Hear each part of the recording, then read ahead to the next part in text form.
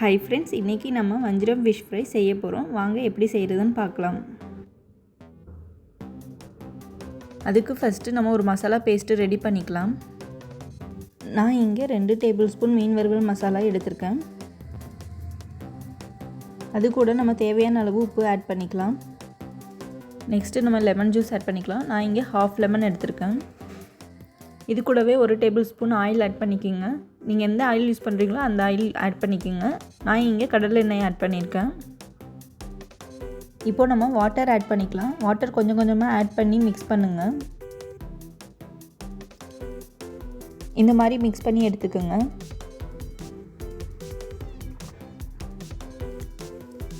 இப்போ ரெடி பண்ணி வச்சுருக்க மசாலாவை மீன் மேலே அப்ளை பண்ணிக்கலாம்.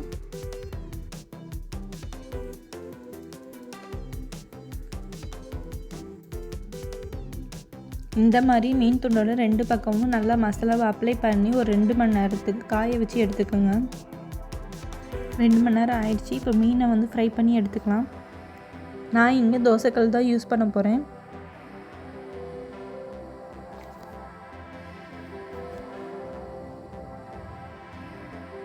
தோசைக்கல் சூடானதும் நம்ம ஆயில் ஆட் பண்ணிக்கலாம். நான் இங்கே கடலெண்ணெய் ஆட் பண்ணிக்கிறேன். இப்போ நம்ம ஒவ்வொரு மீன் துண்டாக ஃப்ரை பண்ணி எடுத்துக்கலாம்.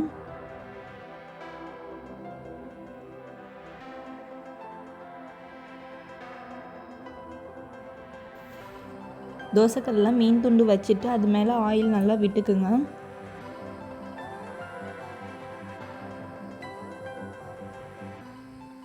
ஸ்டவ்வை மீடியம் ஃப்ளேமில் வச்சுக்கோங்க. மீன் துண்டோட ஒவ்வொரு சைடையும் 2 நிமிஷம் குக் பண்ணிக்கோங்க. அதே மாதிரி 2லேருந்து 3 டைம்ஸ் ஒவ்வொரு சைடையும் திருப்பி போட்டுக்கோங்க. திருப்பி போடும்போது பார்த்து திருப்பி போடுங்க. வஞ்சிரம் மீன் டக்குன்னு உடஞ்சிரும்.